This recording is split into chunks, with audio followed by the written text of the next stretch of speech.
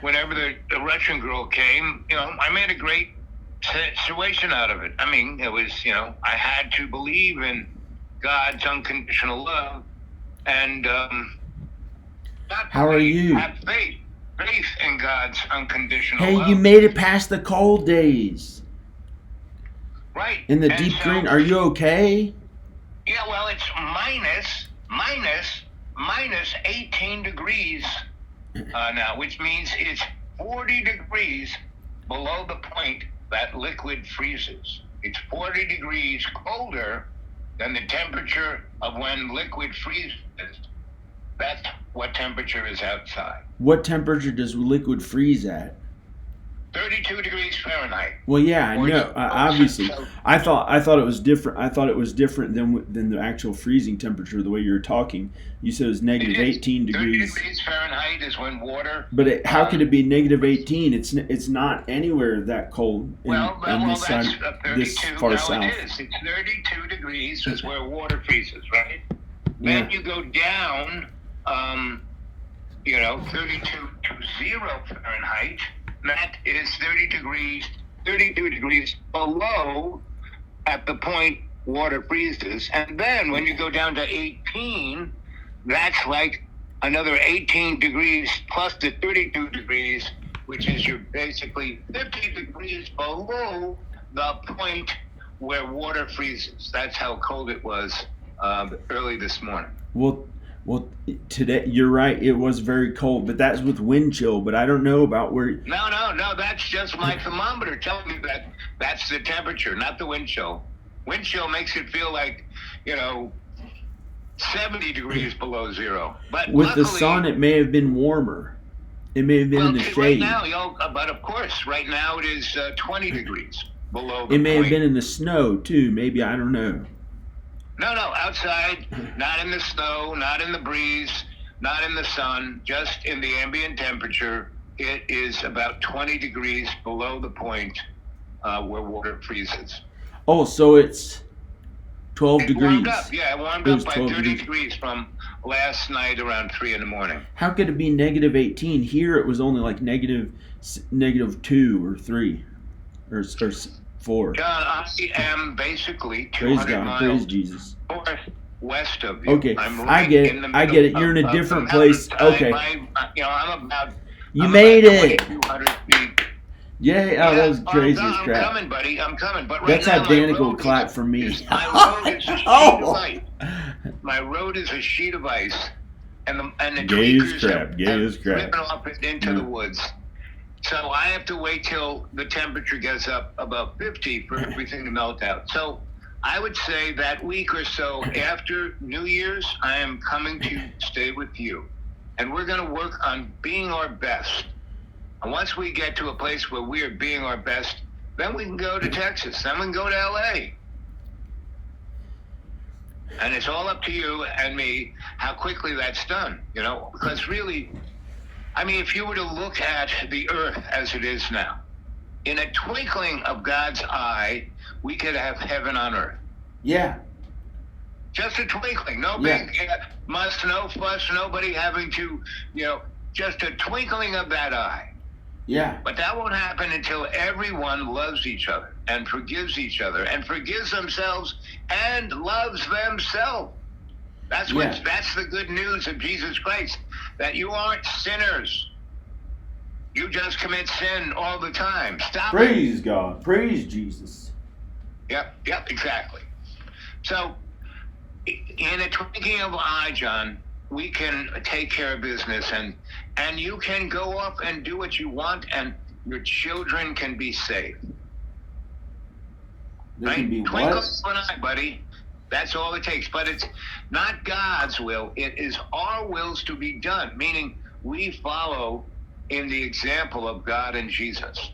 We are not God and Jesus, but we do our best to follow in love's co-creation, right? We do that, things work out. So yeah, but you made it. People look at me and kind of go, he's going to die, but I don't. And then you made it through the freezing cold. To think that he's not, it's all up to us in partnership with God's unconditional love. We do that. You made it through the freezing cold. Yep. So I'm coming to see you in a week or two. Like I said, I can't do it now because my road is a sheet of ice. I can't get up the hill. Period. People have been trying to do it, and they've ended up wrecking their cars because there's a cliff on the other side of the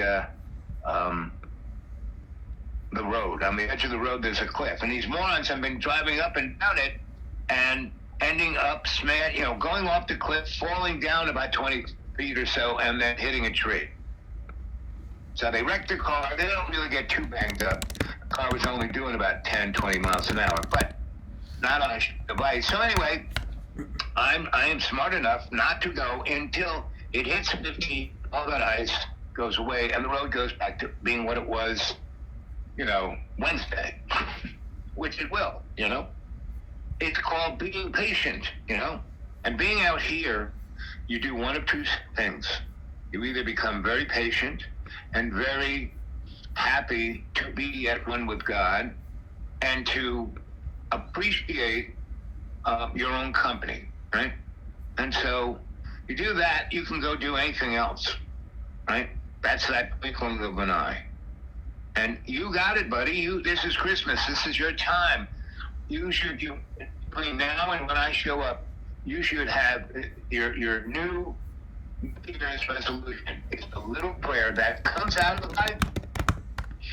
And David said, I will know God's will when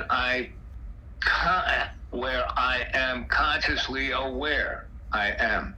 Consciously aware I am. Consciously aware I am. Right? That's what David said. And then he went on to say, I will do everything in God's unconditional love's co-creation. So I will not try. I will be my best. As the Lord is my shepherd, I will do my best. I don't have to be perfect. Yeah. No one's perfect. I just do my best. Those are your two mantras for the new year. Start saying them today. I am consciously intent. I am consciously aware. I am. Right? Just keep saying I am consciously aware. I am means, you know what I am is, right? When the burning bush was talking to Moses, and Moses said, what's your name? And the burning bush said, I am, right? I am a work in progress, and you, meaning Moses, are my reflection. That's the book says, and we were made in the image and likeness, right? So that's what it's about. Following God's will by being our best. We don't have to be a robot. We just have to be our best. And you got it in you, big time. That's all you got to do. That glint of God's eye, bingo. Everything goes to being not the way it was or back in the day or boo-hoo. No, it will be you, the decider, moving forward, doing what you want to do. You want to be a movie star? Not a problem. In God's will, it'll happen, right? You want to make movies? God's will. You want to be a good dad? Just go to Texas and take care of the gang? God's will. And glim in the eye. When you put yourself in between it, oh, it's too hard. Oh, it's this. Oh, blah, blah, blah. That's when that little glinter of the eye of God's eye is, getting less glintier. So, right, your mantra, your prayer, your New Year's resolution is what? Wow, I haven't thought about a New Year's resolution, but I just gave you one, buddy. God said, conscious aware I am. Conscious aware I am. Conscious there's something really important. There's something really that I think I have to tell you about the way you've been talking. Okay, tell me. God and Jesus are about kindness to others. It's not about feeling your best and feeling as good as you can and then you get into heaven. That's selfish. That's what you do all the time, John. That's why you work out. All of your... I've barely been working out. A transactional relationship. I don't know if you can tell, but I don't look as good as I did a few years ago. I don't really look at that. I look at God's love. If you love go back a few years... When I look at how good you look, I look at how much God's love is shining forth. That's can really the tell. only thing I look at. I mean, what your color your hair is, how much skin you got, what it's doing. I don't care. You know. I mean, haven't you figured that out? I mean, just look at me. Then what were you talking about working out? I do that so I don't die of a disease. Well, what is that word? Dis-ease, right? What is the Greek root? Dis. And the other is as, right? And what do they mean? The disruption of the flow of life. That's what disease is, right? So you don't want to get disease. You don't like huff 40 pounds with each arm. You basically put yourself in God's grace, and that brings ease. So your body, the thing that kills us is cortisol. Cortisol comes from anxiety, right? And that causes inflammation, right? So all of the diseases I have came from all of the above. And it's pretty much an American way. If you get over 50, and you're not living in ease, meaning not, having X diet or doing Y exercise, but you're in ease. Those are people. My grandma lived to be 100. She was at ease. Nothing, my mom, 103, nothing really bothered her. She, self-medicated at different points. She smoked cigarettes and drank alcohol in chunks of time. But she did it judiciously, She, okay, to get through this, I have to have a couple of cocktails and a cigarette. But she didn't do it all the time. She didn't binge. She wasn't an alcoholic. Even though it was in our gene pool, there are many folks on many sides of our gene pool that were alcoholics, enough for me to say, well, I'm not going there, I have a glass of wine, I have a nice single malt, but other than one or maybe two, but that's it. Because then I can enjoy that instead of, so I don't binge. Same with food. I really don't. I was looking at myself and I had taken a shower a week ago at a friend's. They were nice enough to, yeah, you can take a shower. And so I went there, and that's the first shower I've had since I was at your place, last February. I hadn't had a shower since last February, right? So I went in the bathroom, and they got mirrors everywhere. And I was looking at myself, because I don't have mirrors everywhere. And, when I tell people that I lost 260 pounds, they go, oh, where's that fat? Where's your skin?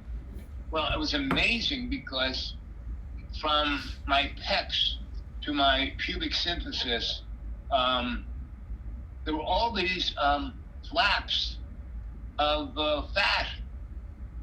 They kind of came out because it wasn't summer. It's like, okay, we have a job here, keep them warm, right? So they kind of have not balloon, but they're like wings, And I said, wow, because it's a true, you want to know how big I was? Look at all this skin, right? But it kind of clings to my body, and when I wear clothes, I don't know. Because it's not weight that's on there. I'm down to 210.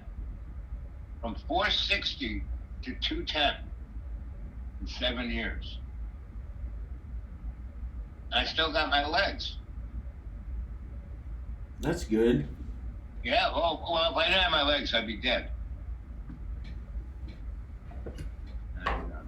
So that's why I've got a bunch of doctors, not to do anything, but to assess where I'm at, in my body at any moment. And so far, staying at your parents', eating your mother's food. Boy, those cookies, those meringue cookies, my grandma used to make those. So when your mom started baking and knocking shit out, and she put little plates every freaking where. It was like, I sit down and talk to your dad, and there's a plate on either side of me with those cookies. So it took me 2 weeks to get my blood sugar kind of down to a acceptable level. So anyway, but that's what life is. Your body is like any other machine. It's not you. It's the avatar you walk around in. They only have that stuff a little bit at the holidays. Yeah, well, your mom, Thanksgiving, we had more food than, you could have 40 people there. And it was all good, but your mom was so frazzled She baked and cooked for 2 days straight, didn't sleep. And I kept saying, come on, go to bed. You don't need to do this. It's all made. It's all good. And then she spins out. And the same with your dad. Your dad's like mellow until he's not. And it has more to do with his blood sugar and a few other things than that he hates anybody. And he doesn't hate anybody. Your father's an all right guy, right? Okay. But, like I said, his blood sugar goes sideways, or he has other things going on inside of him that if that button gets pushed, whee, right? So you experience that as a son of his. So everything you say, which is mirrored through your own perspective, is kind of what your dad does. But he doesn't do it all the time. He doesn't, send, dad wavelengths through, so you don't do something. And your father doesn't do that. Your father can be an asshole at any moment of the day, but 98% of the time, he's a nice guy, he's smart, he's interesting, he's good. Your mom and your sisters would go up and do stuff, and your father and I'd be there, and we talk. We watched football games, we talked. We had a very nice time until one of those buttons was pushed, and he was like, and so he didn't have Thanksgiving dinner. We just sat there for a moment and then went upstairs. It was like, okay, something pushed his button. So, but he left and everyone had a great time. It was your sister's birthday. It was so many giggles. Your sister Grace, she's great. She bought all kinds of stuff like I would do if I had money. She bought all kinds of stuff and put crowns on your sister and had party hats. And I mean, it was just, she made your sister the favorite cake she wanted. She made her a carrot cake. And her and her daughter made it together, which was really great. And your mom and your sister's daughter cooked Thanksgiving dinner together, which was great. These were like real, boy, that's great. And everybody else was like doing other shit. And I'm just that's really fucking great, because I boom, motherfucker. Part of your family. I'm just like, it's like, boom. That's what you make a movie about, John. Motherfucker. That's what you make a movie about, right? And my grandma used to say that profanity was the mark of a moron. And do you know what the Latin roots of moron? You called the Mormons morons. When the Mormons were here, you said right to their face. You were talking to them, the three sisters that came here and at the house, and then you said, but I wouldn't do something like that because then I'd be a moron, right? You said it right to their faces, and they were Mormon, and they didn't know it. Do you know what the biblical definition of moron is? I don't know. I'll tell you. But they make it to heaven. I think those people believe in Jesus. I know they believe in Jesus, and I think they make it to heaven. The definition of a moron is one who cannot see past the tip of their nose. That's the biblical definition of the word moron. And the Greek is the same, and so is the Sumerian. One who cannot, no matter whether he's a priest or a rich man or a king, if they cannot see past the tip of their nose, they are a moron. Meaning, that's all they can get. Boom! Motherfucker! Boom! Right, and my grandmother would say anyone who uses profanity, boom! A person who shows their ignorance. But she said, and you were channeling my grandmother when you said that, because my grandmother said that the only profanity you can say is, I want you to say just how you said motherfucker just a few moments ago. I wouldn't say it in my own voice. No, do it in that other. That's what I'm saying. It was a joke, pretending somebody else talks that way. Whatever that voice is, that motherfucker, you're that motherfucker. No. Say it that way. My grandmother said that the only thing you can use is you fucking motherfucker. No. That's what my Don't say it in your own voice. When someone was a moron, she would go, you fucking motherfucker. But she hardly ever said that. Right. Well, it depends on how she stayed away from She was morons. nice. She stayed away from morons, but Was she white? she couldn't help herself, you know. She was white, right? She had red hair, but she was Sicilian. But who was the black lady? What? Oh, she did. Oh no. Who was the black lady? Oh, Mamo. Mamo. Right. Hey, Mamo, right? Hey, Mamo. What voice was that, John? Was that the wooden puppet voice, or is that the canary in the coal mine voice? It was a canary in a coal mine. Go, hey, how you doing? Hey, Mamo. So do you know what Mamo means? No. Do you know what Mamo means in Latin? I'm not a canary in a coal mine. I don't want to be the one who they let go in as a test, and if it kills them, it kills them. I looked up what it meant. Right. Well, that's what not it is. me. Okay. It means like they put him down. They put him in there first to check out to see if there's dangerous stuff in there or something like that. Yeah, deadly gas. Yep. And so what I say is, why would I be that person? No, because you're the canary of not so much the coal mine, but the cultural dynamics of the modern American culture. That's what you're the canary of. You know, you want to be an A-lister in Hollywood. You know, you want to make movies. You want to be writing rock and roll. I don't care. Songs, you know? I don't care. I have to pay my bills. Okay, so you have to pay your bills. That's another. Sometimes I like doing a screenplay, writing a screenplay, or maybe to make a movie one day. But I miss her and the kids, or the kids. I don't know. So let's go to Texas. Let's go. You know, not try, but go see your kids. I mean, really go see their kids. Go and talk to everyone there. Why is this so fucked up? You know, come on, let's be a family. You think this is good for these kids? This kid is out. You know, he's acting out. Roland's just acting out. You know? He's pissed off, so he's acting out. He misses me. Well, that's true. I mean, you haven't been there for at least 7 years, give or take, and if you add the other 2 or 3 years after you got divorced, I've been there and they 8 were just times down the road, and you wouldn't even go see them, maybe it's 12 years. She did it to me. How old was Rowan Island when you got divorced? How old was they? She did that to me. I like living with them at home in my own house every day, and we can go out places together, and that's how I like to be. But she got angry 7 years ago and made it difficult for me to see them. Like when I would show up at her house, she'd yell or say I couldn't go in or something like that. And so, and sometimes she'd let me in, and sometimes she let me in, and I stayed at their house sometimes.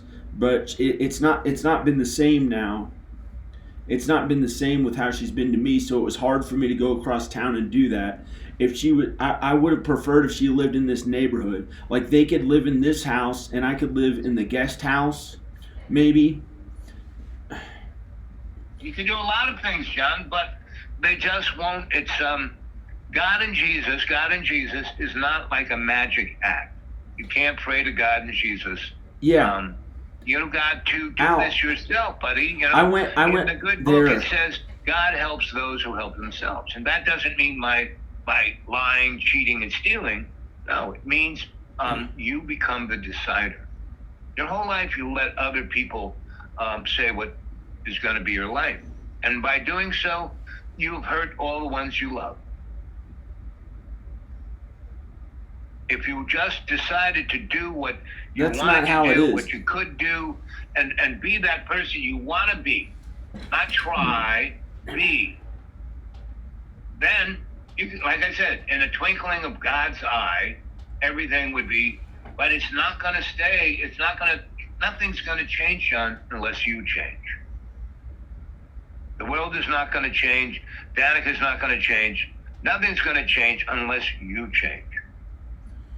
Why would I want everything to be okay on earth and then immediately be taken to heaven? Well, I guess that would be good, but I like to feel good here while I'm here, and then also get to make it to heaven. But that would be okay if I made it to heaven too, right when I started feeling good. But I feel okay now. It's not been easy though sometimes. But it's okay. Hey, you made it through the weather. Yeah, exactly. I mean, I always look, I'm more than a half glass full guy. I am a 200% glass full guy, you know, full all the way up to the top of the glass and then another glass full so it's splashing out everywhere. So, yeah, I'm very thankful that, you know, it hasn't really, it's been uncomfortable. There's been, you know, so it snowed and it turned to ice, right? So I cleared a path for myself from the lodge up to the deck, right? And I cleared the ice off the deck, right? So somebody was getting something. Can I borrow this, man? It's really. Can I? Sure. I'll get it for you. No. I want to get it now. Let's go get it now. Okay. So we go up there and I said, "See, I made this path. Stay on the path." You know. And so he's, you know, is walking ahead of me, and he walks to the side where it slopes down the hill. And he hits it, and he nearly kills himself. Meaning he does a triple somersault in the air and flies through the brambles like Bear Rabbit, right? And he goes, oh, and I said, hey, what did I say? Stay on the path. Well, I didn't want to stay on the path. You telling me to stay on the path. I didn't want to stay on the path. Okay. So, okay, I get it. So, when people don't listen to you, they roll down the hillside all the way down a mountain going, Pretty much, yeah. But I only say this because I myself had been that moron that didn't walk the path and slid off the mountain and went through. So it happened to me once. That's all it took. I didn't have to do festival? it 1,000 times more, which most people. It was at the hippie festival when they gave you acid in the '60s, and they had all the people camping on the mountain hillside, and then you rolled down the entire thing, and you'd go through somebody's whole camp and tent where they were, and roll through and go, hey, and like take a bite of a sandwich as you were rolling. You took a bite of a sandwich as you rolled through some of them, and they. That's kind of what I did. And snowboard. I kind of snowboarded down. There was no snow. It was like, you know, July. But it was raining, so it was like a waterfall of mud, and I fell into it at the top of the mountain, and I kind of, and I had my friend, I went to see my friend who drove me there in their school bus, and they were arguing. What are you saying? Cheetos? No. Cheetos? Is that what you're reading right now? I know this is a very entertaining film, I'm telling you. Yeah. So did you capture that story and put it on your YouTube channel when I was telling it to you? What story? The one of me shooting down the mountain going through people's campsites. I don't know if that's on there or not, but I remember you told it to me one time. Yep. So I got loads of stories. We can make some real good stories, but I think the best one is me as being Freud and you being you. Freud? Okay. That'd be good. I'll cut my beard. You know, I'll have a cigar. I'll wear black glasses. I can dress as Jimmy. Yeah, you can any which way. I can be Jimmy. You. Yeah, you can be whatever you want to be because you have a cornucopia of you. I can be Jimmy. I can shave my face and put on makeup and make my hair. I'll bleach my hair a little bit brighter so I can put blue in, and it'll be bright blue, and it'll grow longer, and we'll have fun until like about May, and I'll put my house for rent. I'll clean up. It's already ready to rent right now. I got it all cleaned up. It's ready to rent or whatever. It looks good, and I'm just gonna get this guy Luis to hook up 2 bathrooms, not do much work. I don't want to do a ton of work anymore because I don't have the money for it. So Right. to do a bunch of new work and I mean, you don't need any new work. You're fine. It's great. It looks beautiful. It's a piece of art. yeah, but I maybe if you can put one light in. Whatever electric stuff, I always have my tools. Not a problem. Okay, and I can pay you some money or something. Yeah, and we that's can great. find out, Yeah, or no since problem. you're staying for free, so we can just Right, try to right, enjoy yeah. it until we can enjoy being here and film like the old days of like when I was like Jimmy and nice and you can and you can you know like it hopefully can be okay, and then I'll rent out my house. I want you to think about this, John, right? Just what you explained, right? I don't know. No. Of making a movie of that sort. But as you were saying it, you know what I thought of? Doing it as Woody Allen in Annie Hall. I'll be Annie. You be Woody Allen. Oh, I'd be afraid to be Woody Allen because wasn't he a pervert? He Okay, was with his Be stepdaughter. someone like Woody Allen. Be someone like Woody Allen. He was with a child. Yeah, who's his wife right now? So, you know. Mia Farrow? The woman who is Woody Allen's wife right now, and they've had a number of children together, was his adopted daughter that Mia Farrow adopted. No way.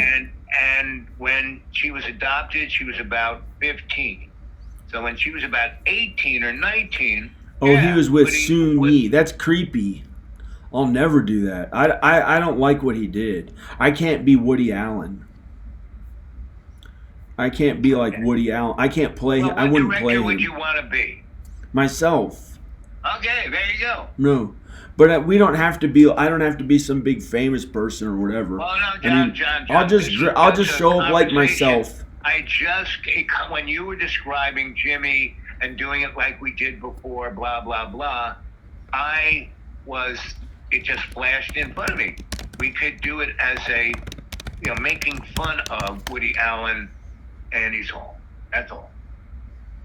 But that was just a little flash, no big deal. It's what's called inspiration. Oh, yeah, no. You got a big flash, Okay, this might be funny. This could be. It's like Al Yankovic. I really love Al. Did you see his movie? I don't know. You know who Al Yankovic is, right? Oh, a long time. I'll go. I don't watch those famous people as much as you do. Probably even. I don't aspire to be like that. I don't even care about being that famous. But I know how to do like movie. Well, I know how to do movie screenplays. So when you're always on, it's on a way your to show pay. Comparing your It's a how way to many pay people bills. like you and how many people have watched you to Joe Rogan. That isn't what you just said you don't want to do. No, it was a way to get more views and to feel good about myself because I was feeling down about myself, like I hadn't achieved that much. So I tried to act like I had. School. Just look at the school. That is a mammoth achievement, buddy. Oh, great! It is. No, it is great. It's amazing. You should, thank God and thank everybody and realize that you've done a great job. You have. It is quite an achievement. God is proud of what you've done. But, in the Bible it talks about in every time there's a purpose, right? Meaning it's okay to have fun. It's okay to smile. It's okay to do what you enjoy to do, but not to excess and not at the expense of anyone else. And that's one of the problems with our present socioeconomic situation is the disparity. Like where I'm at, there are about 3,000 homeless people living in the woods. Kids, mommies, daddies, living under a tarp. Meaning it's cold for me, and I'm in a little box that has a heater. They're in the woods. And no one's doing anything about it. Church is doing a little bit, but not much. because no one wants to see them. They were the major people who lived here, the Howard folk who had the truck farms, and they did pretty good up until 1976. And from that point on, this place was just they drew a red line around the 3 counties and said, "We're taking this pennies on the dollar." You know what redlining is, right? I don't know. Yeah, you work in real estate. That's where bankers and real estate guys get together and put a red line around a neighborhood, and then they don't let anyone borrow money. They don't let anyone do anything. So everything, it's kind of like Melrose, right? And now Melrose is being bought up by all kinds of real estate companies, and they're going to turn Melrose into a amusement park of sorts, I would say. Remember Melrose, that place that we did the film about the job fair? Remember that? The black community. Yeah, that was a good film. Through the crowd, I showed the space, right? That's Melrose. 11th Street is Melrose, and the white folk are buying it up, and then after the next collapse, that's where they build high rises. Oh, unity in the community. Yeah, unity in the community, exactly. So that's on your little. When you look up John Birmingham and videos on your YouTube, that's still there? It's supposed to be, but it's not showing up in the search results on Google. I'll look it up on YouTube. Well, Google is being a real bitch in that since I won't give it doesn't month for the cloud. Why would they do anything to that stuff? Actually, they can't do it to my neighborhood because there's Billy Dyerly. He may be he has like $800,000. He retired in his 50s or something like that, and he's done so much work to his home. He's retired at age 50. He just Billy retired at the age of 6. Billy's been retired since the age of 6. I don't know. And then there's Bouchard. Bouchard. He's a professor. His wife has a good job. They make good money. They have an expensive home. They're in the neighborhood. It's Roanoke County. This house may be worth more than their houses because it's physically larger. I think it's worth more. It's worth more now, I think. John, no one's going to buy the school until you fix the road. The road's good. You buy cabin. You're worried about your place being too poor. Maybe. No, you don't care. Hey, look, I found the Unity in the Community video. It shows right up. Well, it shows up in the search. Right. For Roanoke. It only has 383 views, but it's a really good documentary that we filmed. We caught the juice of it. I filmed. You're the lead guy. You arranged it. You're a producer. You're a producer on it. Did you edit in? You were the producer of it. Where I gave my little speech and was dancing on stage. Did you capture that? Yeah. Yes. That I have you dancing on the stage. It was. It was an amazing video. Yeah. No kidding. So you can do more of those, because boy, I could take you around to a lot of things, right? And so this area, it was interesting because Roanoke's a city that's been around almost 100 and something years, but it was. Did you know that Roanoke was known as Salt Lick up until the 50s? Salt Lick? Yeah. Yeah, I knew. I knew, but I didn't know. Yeah, but and when they put the star up there, that's when they kind of rebranded Roanoke from Salt Lick to Roanoke. But it's so around here there is none of that. There is no. I mean, Roanoke is amazingly diverse. Here, poor white people, rich people coming in and taking their shit, and there's not many of them. Right? There are not many. The Howard folk, the truck farmers, there were probably, in the 3 counties, there were probably 19,000 of them in 1975, right? Or 1970, well, somewhere around there.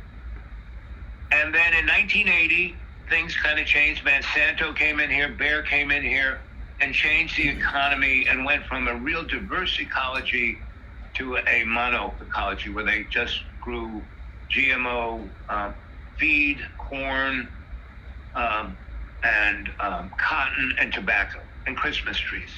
And it killed the biome of this neck of the woods. So those people no longer could make, and they made a pretty good living, being truck farmers. And then it was, by 86, it was gone.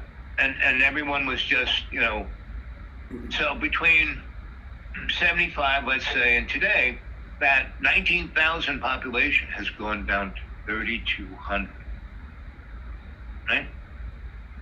And they're all on welfare or like the people living out in the woods with the tarp, right? And the rich people after COVID came here and spent $40 million and bought everything, every square inch, because this was a place where poor people were. You could buy an acre for $500. This big development guy came in and he put down $40 million. He bought up everything. And then he took 2 little swipes of a hill and put lots on it and advertised it in Charlotte and LA and Texas and Florida and New York. And he made $30 million.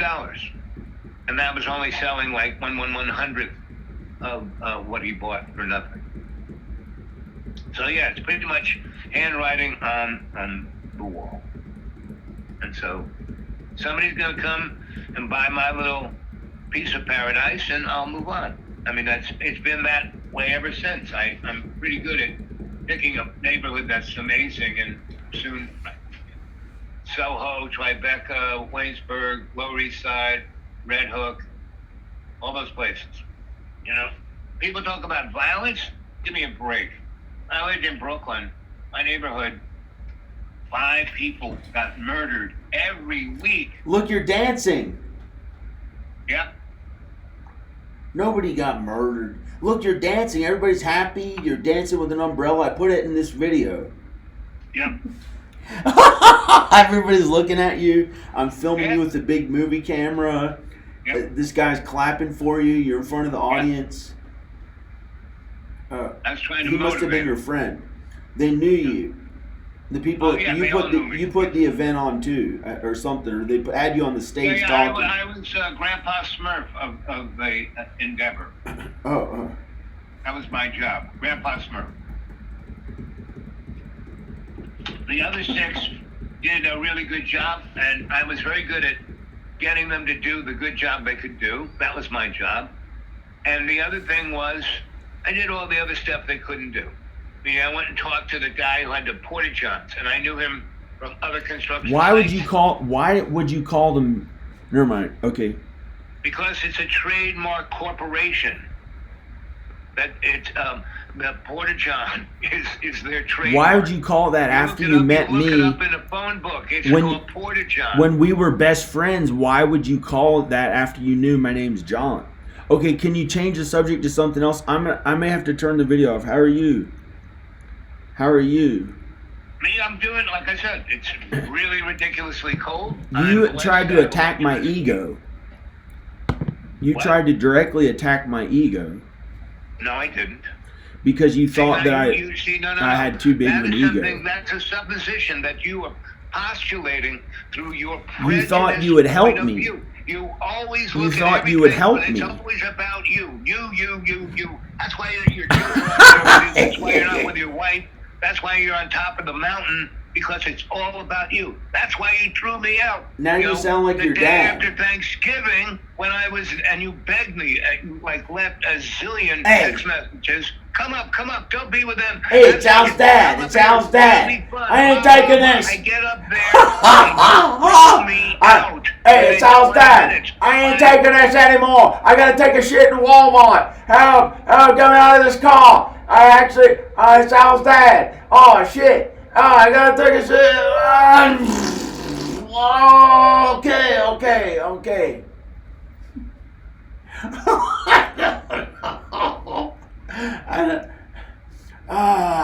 Man. Bada beep, bada beep, bada Sicily, bada beep, bada Sicily, in old Napoli. So you're channeling your mother's father. You're channeling your mother's father.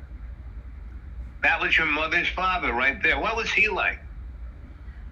He was quiet. When I knew him, he was in very old age and he didn't speak very much, and he usually laid down in a bed or on a couch, laid down. He was waiting to die.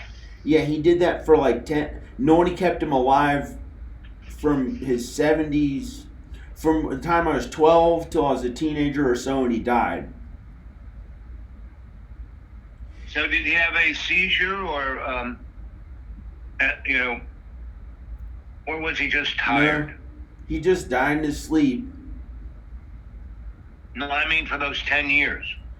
He would usually sleep all day. He would sleep all day and sometimes wake up, and he was He wasn't angry, but he was like kind of. He didn't like that he was old, and he would have liked to be a young man, but he had to suffer because I guess he had like I don't know.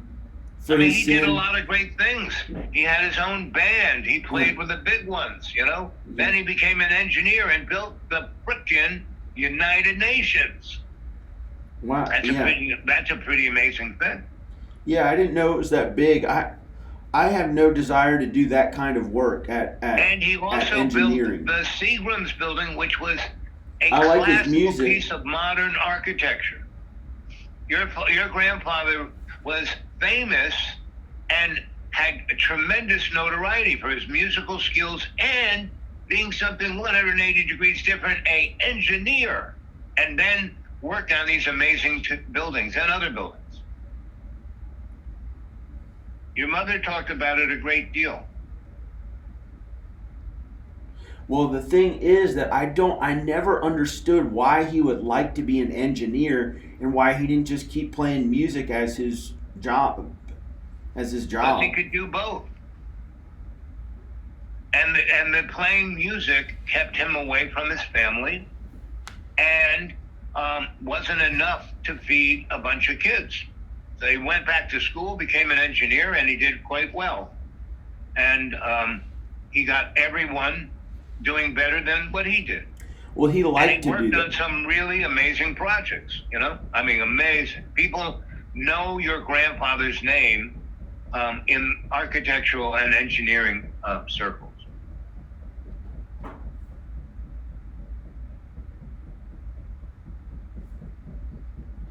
Just go on Wikipedia, see what it says about your mother's father.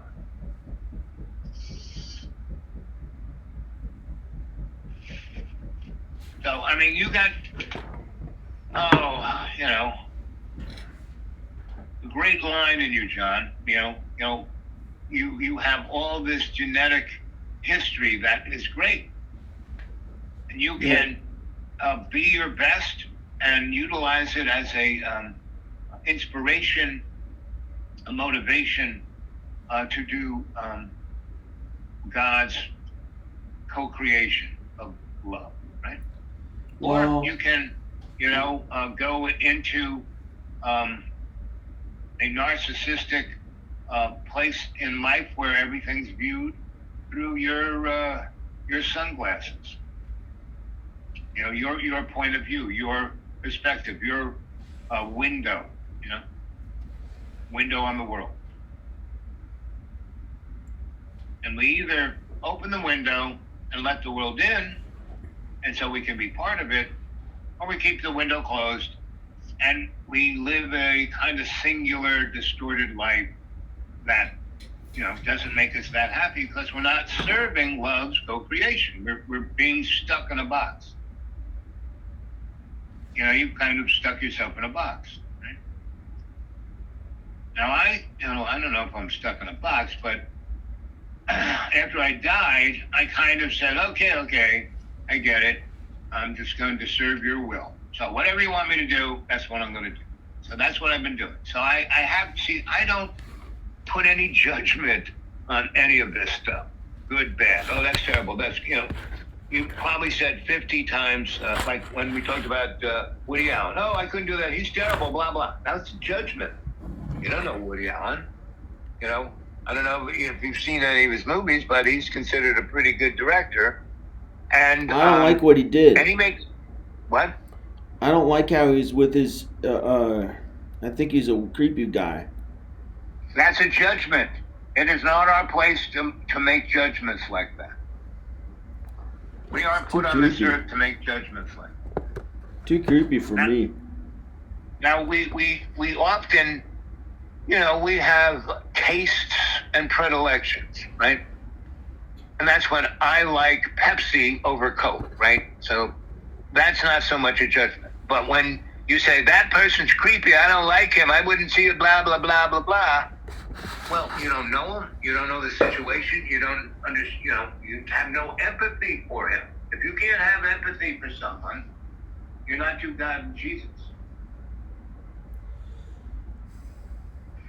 Because God and Jesus never said this was going I think he's creepy. Actually, they said it was going to be difficult, but it'd be all right. I'm not judging him. He's creepy. He married his grandchild. He married his child. He's creepy. He married his own child. It wasn't his child. It was his adopted daughter. And it creepy wasn't as his shit. Adopted daughter. His wife adopted her. What a creep. They were just, Woody and Mia were just married. That's way too creepy and bad. In the way that I think is not. I wouldn't want to be friends with. The way you judge things, right? And you judge things. So I try not to judge things. I can have tastes and predilections, but I don't judge. Because the Bible, right there, Jesus says, don't judge. Period. He's too creepy. Judge. God says in the Ten Commandments, don't judge. All these Ten Commandments is about little reminders for you, not anybody else, you, to toe the line. Right? He's a little creepy, that guy. Okay. Well, my predilection, he used to live in my neighborhood, Woody Allen, right? And I had these guys and gals who worked for me who would basically, if I hadn't grabbed them and gave them a job, they probably would have ended up dead, OD'd, or in jail. They were not doing the right thing. And they were real too young, they were like, 17, 18, and they were, quit school and was running with a gang. No. You're not getting it back. You're going to be my electrical help, right? I'll pay you $10 an hour. And that was when the hourly standard of pay was 75 cents. I paid these kids who knew nothing $10 an hour, for an 8-hour day, 5 days, for many months until they were good workers, And so I had this crew of folks like that, and so I lived in the Upper West Village near what is the building that John Lennon lived in? The Dakota, up there on the west side of Dakota, right? That's where all the film, movie, really rich, arty people lived in that neighborhood. Anyway, my girlfriend, she lived 2 blocks, and I would walk 4 blocks over to Broadway, where Lincoln Center was, and there was a great pharmacy. It had every journal, every newspaper, all around the world, and the guy would let you read it while you're having your breakfast, and if you didn't crease it and you didn't stain it, you could put it back on the rack, right? But if you did, you got a little ketchup on there, you had to buy it, right? So he was, most people were like me, and those journals were pretty pricey. So anyway, I used to go there, and that's where I met John Lennon and other people of that ilk, of that fame. They're just trying to be an average guy, and that place was a good place to do that. But Woody Allen lived on the street, whatever street that was, like 50-something street. His house looked down into Lincoln Center. And so he would come across Broadway, across 8th Avenue, and go down to the subway pretty much every morning at around the same time, right? When I was having breakfast at this place. And my boys and girls would come up there and meet me because it really was the things we were working on were kind of right near there. So they would come and meet, and they'd have breakfast or they'd have a coffee or whatever. And then we go off and start our work. And this one kid, Detlef, I turned him on to movies. And there was a movie hall that showed every old movie forever for 30 cents. And that if he wasn't working for me, he was in that place watching movies. He just loved movies. He was this guy, and he ended up in Hollywood, successful. Anyway, so every morning he would come down and we'd be talking about what we're going to do. And if he spotted Woody Allen going across 8th Avenue, he would run out with his, what is it when you get a famous person to give you their signature? What do they call that? I don't know. Well, you know what I'm talking about, right? You go, please sign my book, right? Detlef would run after him, Mr. Allen. And Detlef's a gigantic guy. I mean, like 6'6". I mean, just a gigantic, unbelievably scary-looking guy. But he's sweetest and really smart. I mean, rocket scientist smart, right? And streetwise, Detlef was the man.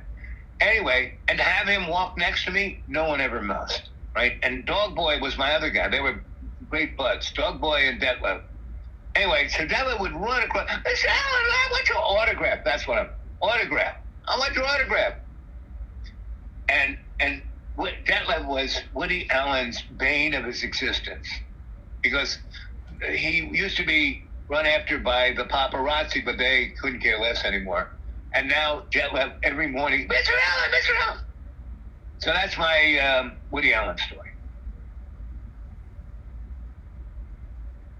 I mean, that was a good group of people, those kids. And a lot of them became, like I said, they all did very well. They didn't end up dead. They didn't end up addicted to drugs. They didn't end up in jail. They all became deciders. They all decided that they were going to have the life. And then they used God's unconditional love and Jesus' unconditional forgiveness and empathy as an example for what they could do, right? To do their best, right? Now, they couldn't be God and they couldn't be Jesus, but they could do their best, and they did. And they got themselves. You think you're in a bind?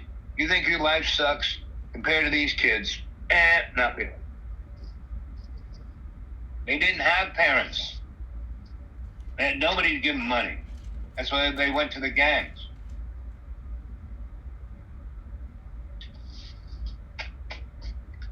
I can't believe it. My fucking coffee is frozen like a brick. And it's been, what's the temperature in here?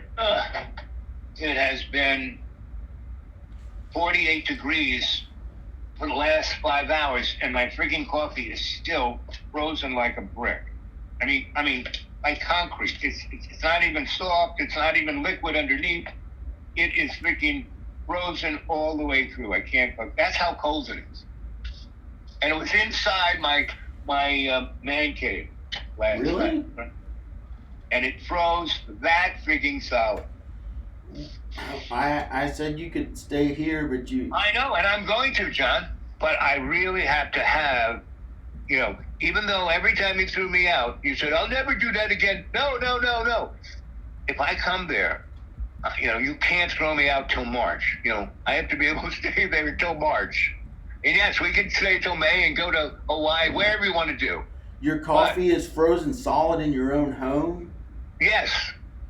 Wow, that's really cold. Yeah, no shit. How did you keep your feet warm last night? Oh, I had an electric blanket. And I had one of these very interesting kind of blankets. They're made out of Mylar. They reflect 100% of your heat back. So this little thin thing can keep you from freezing to death. But you gotta, seal yourself in like you're a bag of peas, So I had one of those. I had my electric blanket, I had these two really puffy sleeping bags that I zipped together so they were almost a little more wider than a regular sleeping bag, right? And so I had those, and so I put the electric blanket on top of that. I put the Mylar reflective thing on top of that. And then I put another puffy sleeping bag on top of that. So I was toast, right? And I had a masky kind of hat, those kind of hats you put on and all you can see is out your eyeballs, right? Oh, no. I had one of those on to keep my head warm. And I woke up in the middle of the night and it was 34 degrees above freezing, but see, that's where I was, but only a scant 18 feet to the other side of the box by the window. I put my coffee on the window and it froze. The box itself, ambient temperature, so it's probably, almost 35 over on this side of the box. It was about maybe 42 where I was because I was making a lot of heat. And, but my eyebrows started to freeze. And I had kind of taken off my hat in my sleep and my head had popped out from underneath the toastiness of all of that. And, my eyebrows were, ice was forming on the wings. Wow, that's too bad. That's awful. Yeah, that's cold. But what it does, when I woke up this morning, about, that occurred maybe 6 o'clock. So, I kind of put some stuff on my face, put my mask back on, and put my head under the warm covers, and kind of dozed off for a little bit. But by then, the sky was brightening up, and this place is so dark, right? That's why I call it the dark green. Once the sun goes down, and there is no moon, there is no light, just the stars. And if it's cloudy, it's darker than dark. So I'm so used to the dark, and my eyes don't shut down. I don't know if you ever noticed that. Hey, big fat thing was a rib cage. You go out in the sunlight and your eyes go to a pin, and then you go into a dark room and they're big, right? The iris goes. Hey, big fat tits. Oh shit! It looks like a rib cage. I'm a ghost.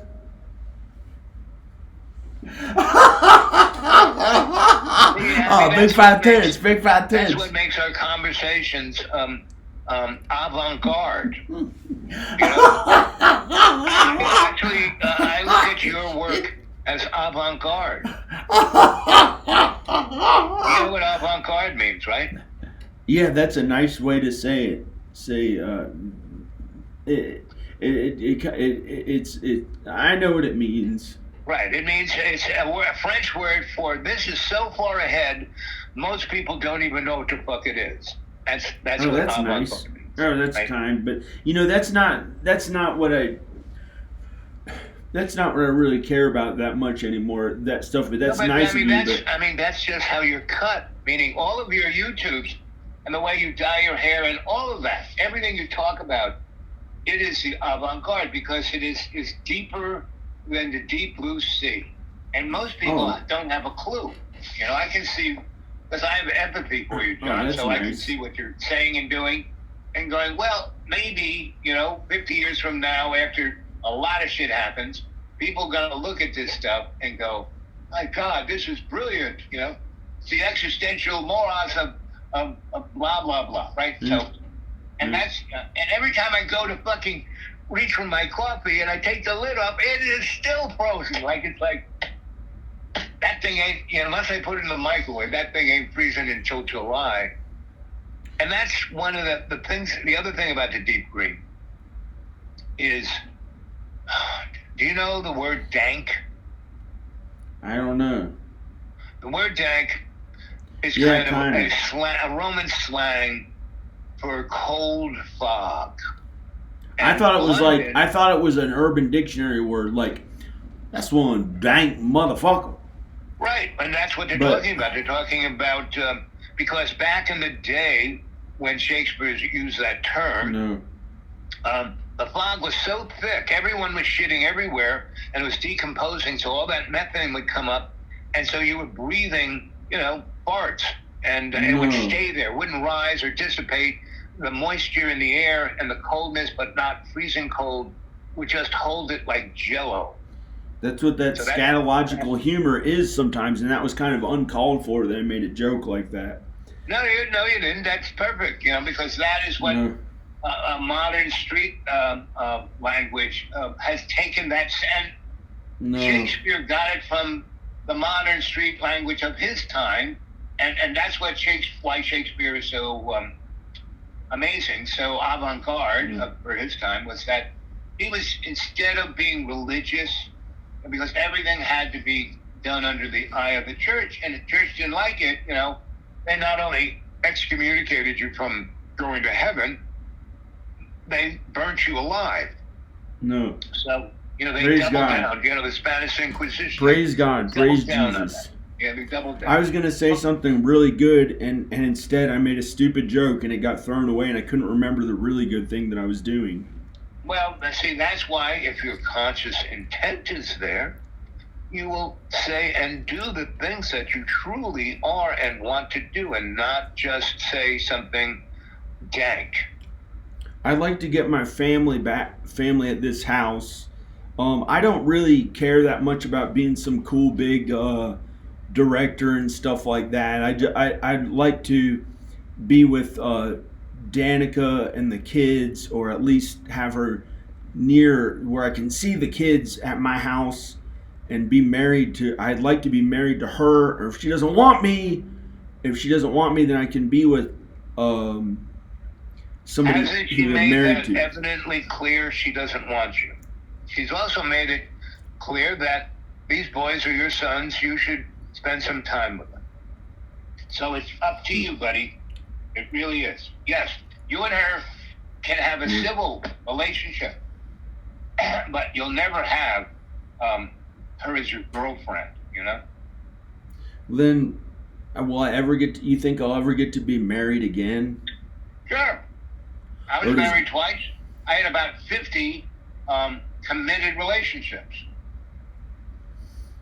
And that wasn't a sin. I made God happy with every one of them. Well, I don't know, because I don't like being alone, but I don't want to be with somebody if it's wrong. I don't believe in fornication.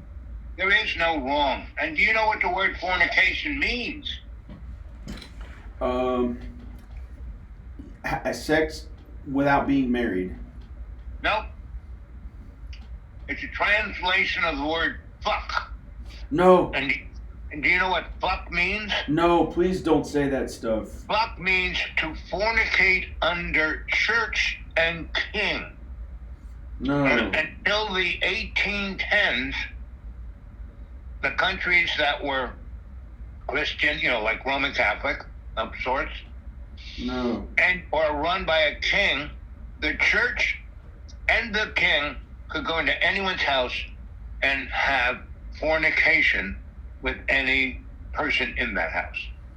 No, this conversation, this may have been something really good, but for some reason it got turned into jokes and curse words and stuff like that. That's crude and not very good that I had said that, and then now you mentioned that. Like, it could have been much better.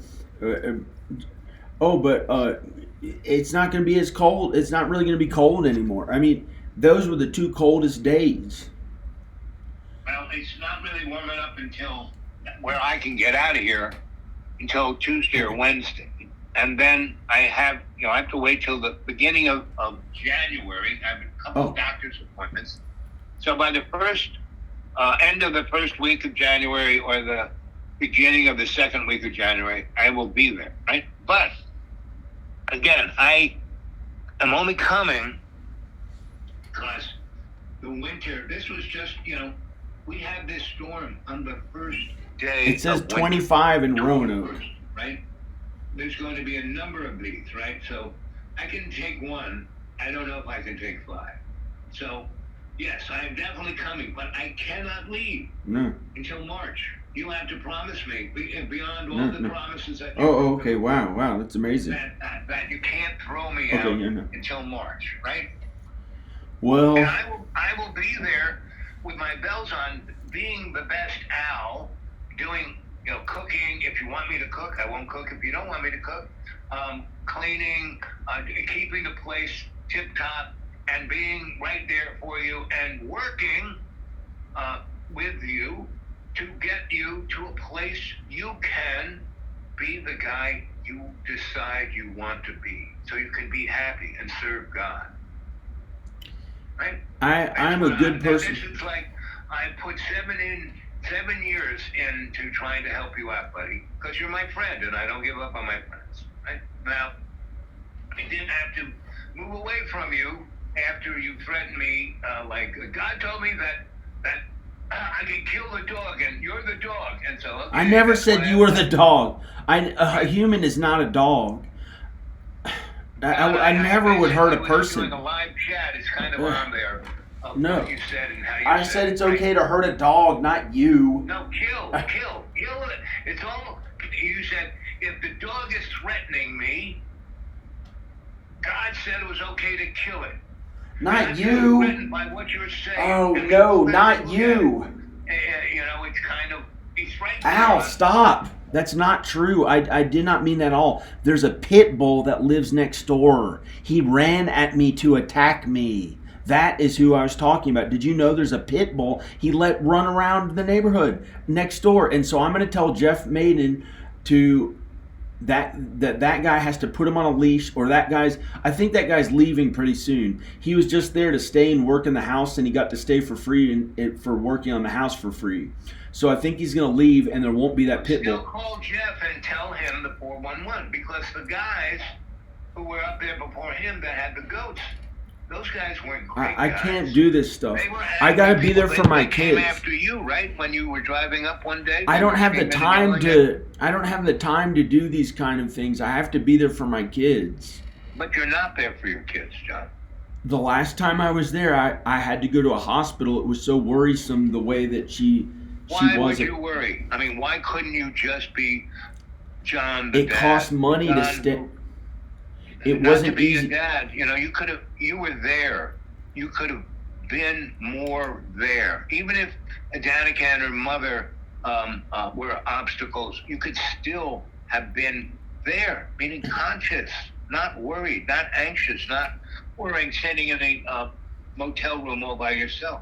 You could have interacted. You could have gotten yourself a lawyer there to send her a letter saying, hey, I have the right to see these kids without your grandmother, or without your mother, without your, that's what you do. You don't sue her, you get a lawyer, he sends a letter that says, this is what the law is, this is what you agreed, this man has the right. So, either let him freely exercise that right, or we're going to court. You don't sue them, you don't put in papers to the court. You have the lawyer send a letter. Now, you need to get a lawyer that's right in her neighborhood, not in Virginia, but there in Texas, that knows the Texas laws and can represent you, right? And then he sends a letter to the police saying, this man, blah, blah, this John Birmingham, he's, this is his wife, these are his kids, he's coming to visit them, he's staying at this place, you have the authority and the obligation to make sure that Mr. Birmingham is kept safe and that he can see his kids.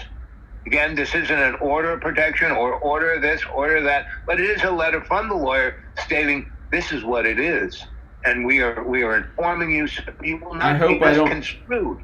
I don't want to have to go to. So if you did that, you could go there and stay with your kids, and maybe if you showed them that you had changed and that you were focused on being a dad, you could be.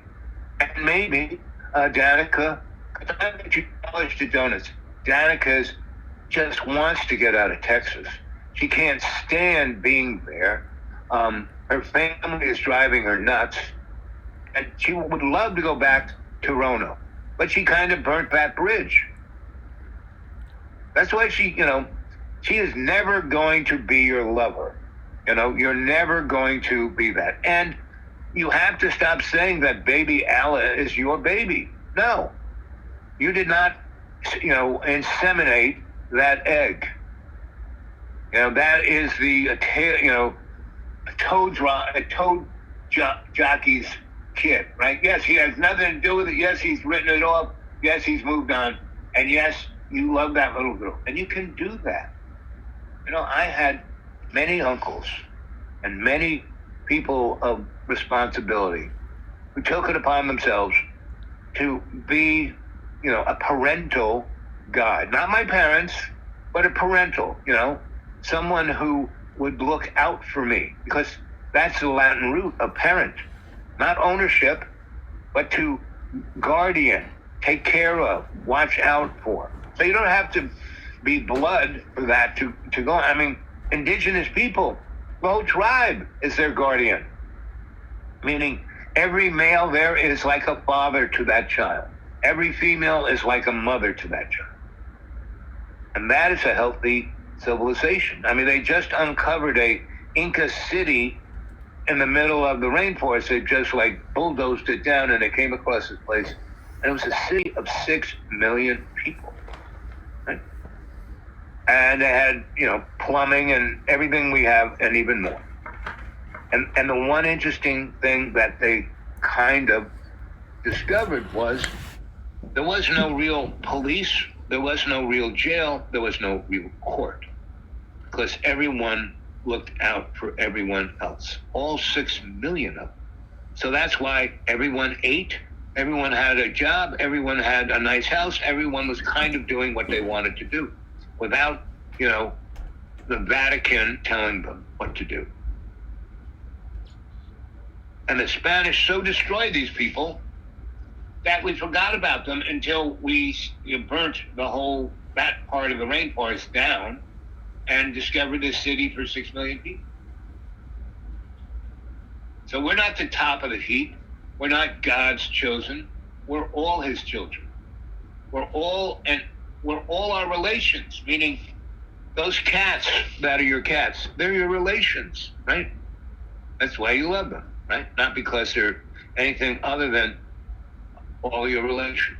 And I go to the point of have that kind of fellowship with everything here. Before the rich people showed up 2 years ago, this was like a nature preserve. There was nobody here. We had every kind of bird, every kind of bug, and it was a balanced thing. This bug, I didn't have to spray anything. I didn't have to do anything.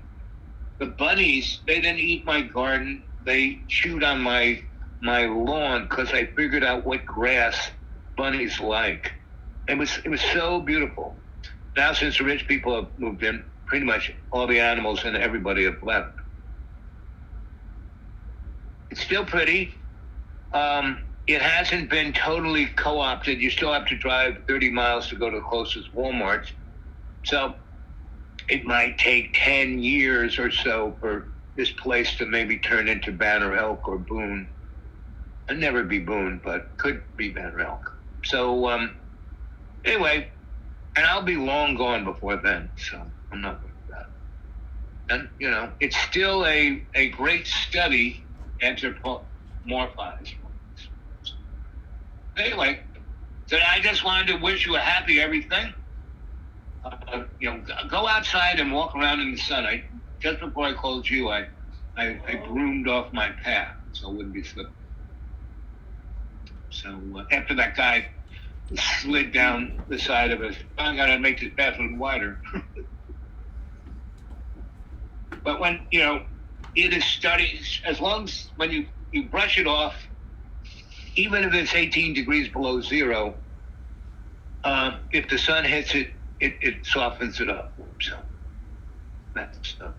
So I don't know how many years I have left here, but I'm basically waiting for God to show me a path, and that's another reason I'm coming to visit you. Like I said, you're my friend. I have a skill set. I've been trying to help you the last 7 years, and you have really made great strides in a lot of things. How you doing with your coffee? No coffee, but I've got a no caffeine. I mean, drink if you like with no sugar. Yeah, if you like, there's plenty of beverages that a taste cream like soda with no caffeine. sugar. Yes. Chemically, you can't. Your body doesn't do well with caffeine.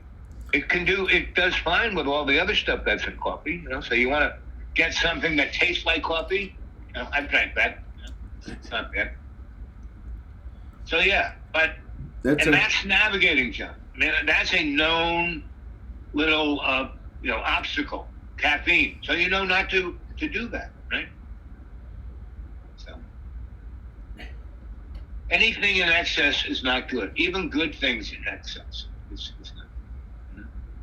Meaning, when I bought this place 20 years ago, I had kind of slid into the corporate world, so I knew what direction I was heading. At least my body was, and that's one reason I bought this, because it's built on a hill, and I built an inclined plane that went up half a football field, and then turned and went up another half a football field up to the deck, and I walked that maybe 10 to 20 times every day. That's like me being on a Stairmaster or treadmill for an hour.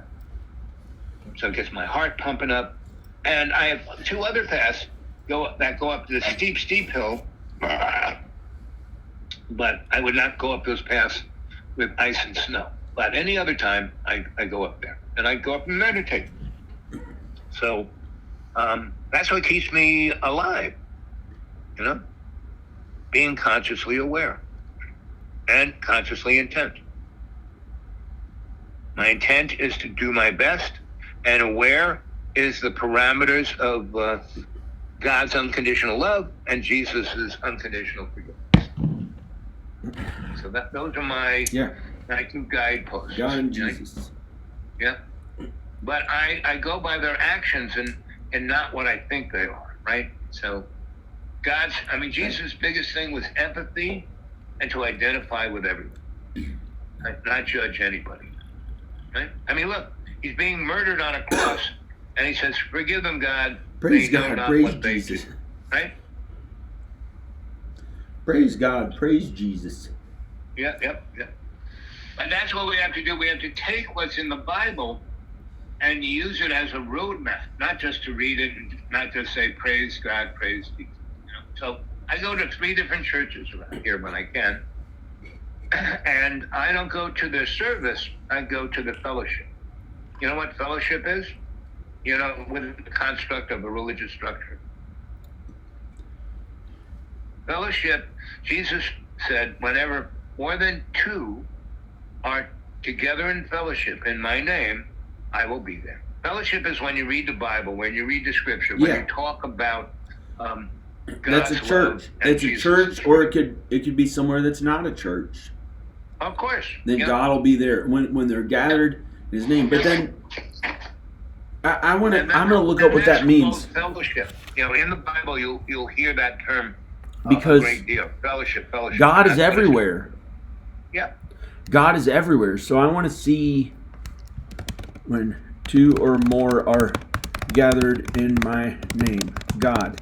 The Bible.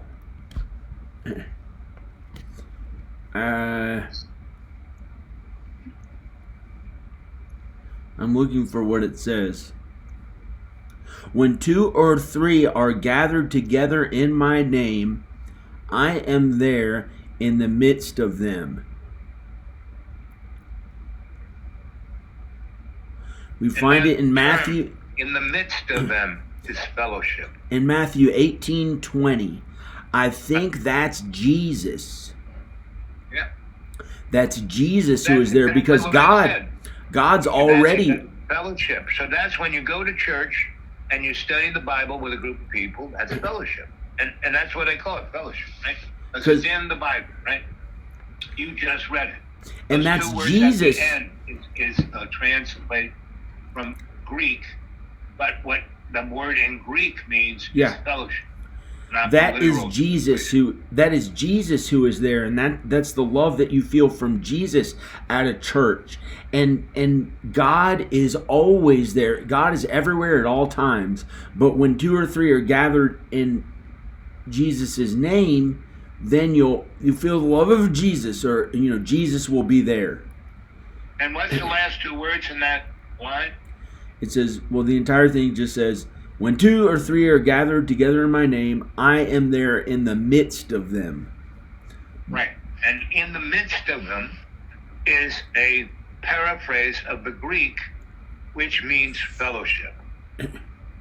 In the midst of them, fellowship, together, group up, right? And so I go to the churches for fellowship. And I go to 3 churches. I go to a Ku Klux Klan Southern Baptist Church. I go to We Own Everything Methodist Church, and to a not literally Roman Catholic Church. I go to those 3 churches. A fellowship is a friendly association, mostly with people who share one's interests. Right. Like just a church. Like Jesus. And when it's there for Jesus, then that's really more beautiful. Jesus will be there. He will be there in fellowship with them, Jesus I guess. is Maybe. there. Maybe. I don't know. I guess so. I don't know if Jesus is with me when I'm brushing my teeth and I don't have teeth. Jesus is with me when I'm driving around or talking to someone. Jesus is always with me. God is always with me. God is in my heart, and Jesus is in my conscious mind. And that is the lens I use to have a worldview. My worldview is God's unconditional love and abundance through co-creation, and Jesus' unconditional forgiveness through action of my thought, word, and deed. In every day and every way, take the peace of the earth and make it stronger. So when you live like that, John, when you're not judging anybody but yourself, but you're being introspective you don't judge anybody but yourself. And you do it through introspection, not through prejudice. You're really looking at what you did, what you said, what's going on around with you at the moment. Right? And that's introspection. And then you go, oh, look at that. I won't do that again. I won't do this again. Right? I know. And our dreams, why psychotherapy puts so much weight on the dream is that it's when our subconscious is talking to us. And why people, I don't dream anything. Well, you aren't dreaming, you're just not wanting to remember. You tell yourself when you go to sleep, this is what I do. My pillow has on the pillow, I'm dreamy dreamland, and I want to remember everything in my dreams. And I do. And I wake up, just like I did this morning, something wakes me up, like I have to take a piss, or my eyebrows are frozen or something. And I wake up, and I take a big breath in, and I wait those moments where I can look at my dream and put it away in a nice little drawer in my memory castle. And then I go, pull off my eyelashes or take a piss or do whatever I'm going to do, right?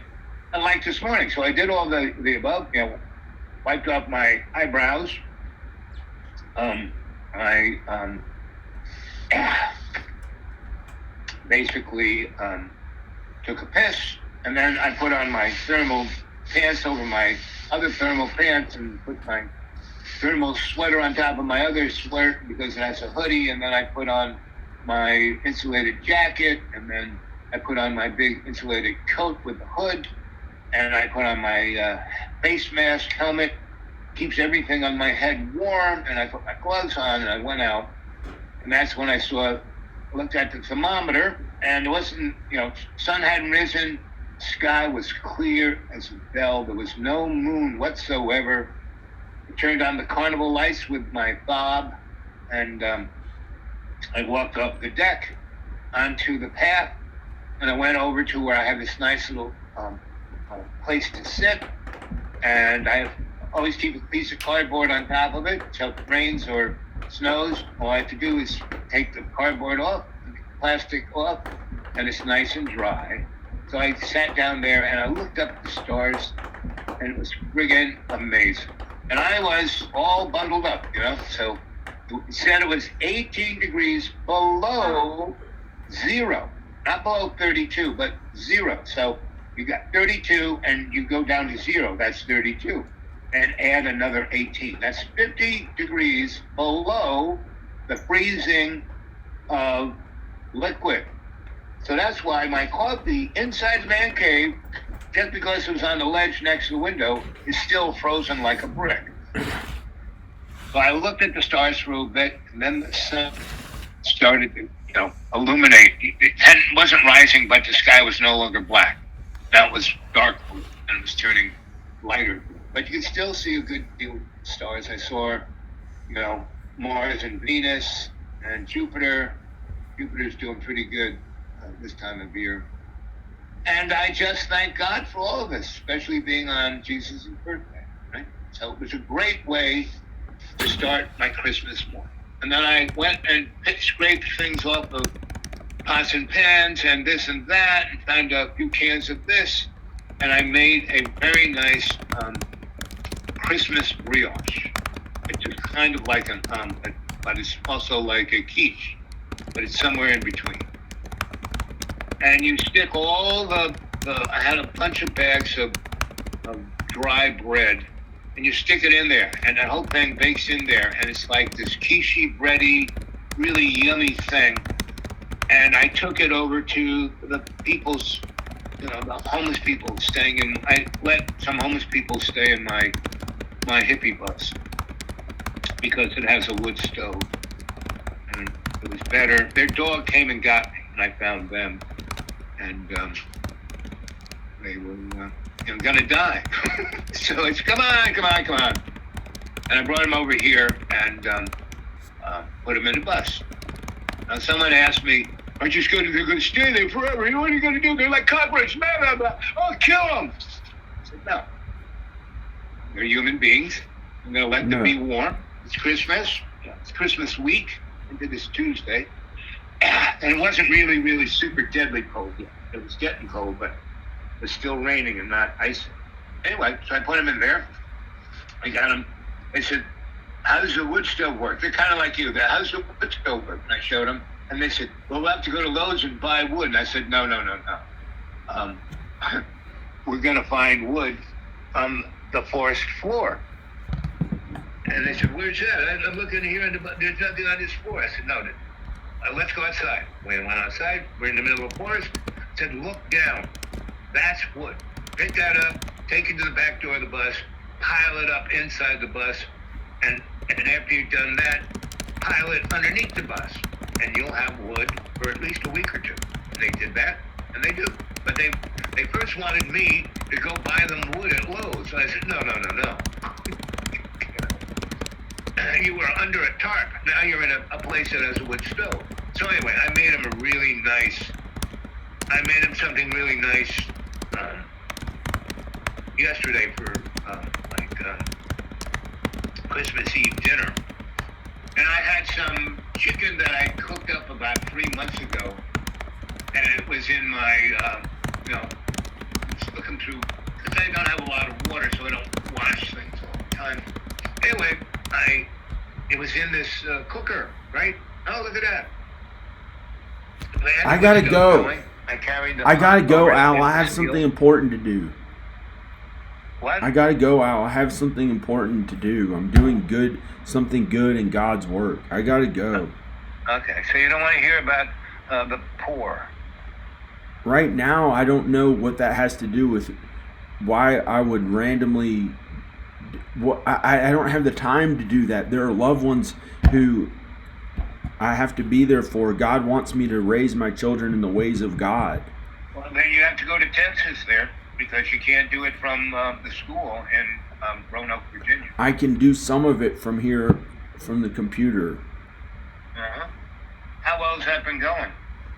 Well, okay, but it's not been easy. Uh-huh. Well, how's the effect on your boys? How's Rowan doing? They're okay. His mental health is okay? because is a very stressful thing for children.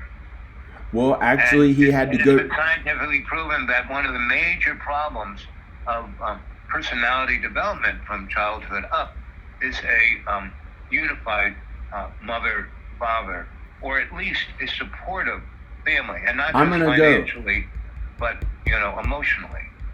So that's why I'm probably going to have to finally rent out my house and then go to Texas. But I don't know where I'll stay there because it doesn't really feel like home if she doesn't let me in her house, or I don't know what's going to happen. But she should try to stay. She should be with me at this house. Why should she do that? So we can be a family again. She has her own house, and she has her parents like right in the neighborhood who will physically take care of all her needs that need to be taken care of. Right? They don't want to keep that up for too long because it's costing them too. Because I can help them better by by being more. I care about them more. I want them to be okay. Why do you think that her parents would make a better father to my children than me? Is that what you think? No, that's not what I think. Because they have a bunch of money. No. But you're the one who is. No, that's not what I think. Standing up for the poor. You would be a far better parent. You would be a far better parent, a more important parent.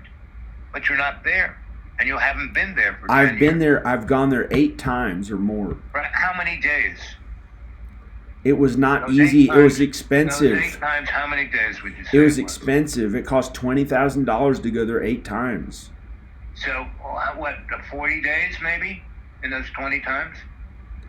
More maybe, than let's that. Say 100 no. Days. 100 days? Please stop. I gotta go. Bye. Have a good day. It finally got warm. You made it through the difficult cold. Okay. Oh, it's still really cold. Okay. It's ridiculously cold. Oh, it's still 20 degrees below. One 32. more kind of cold night. I don't know. It's getting warmer and warmer. Wednesday. I'm gonna go. Wednesday. It's not as cold as the coldest. But soon we'll be there with you, and we can have great fun. Maybe, but I got to get there to see my kids, so I don't know. But it costs money, and I can't pay for 2 houses. Come. You said to come. Okay, great. Bye. Okay, I guess so. Bye.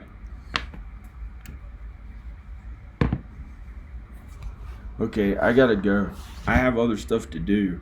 I can't just talk on the phone forever. Okay, that's a video with Al Bob. Praise God, praise Jesus. This is John Birmingham.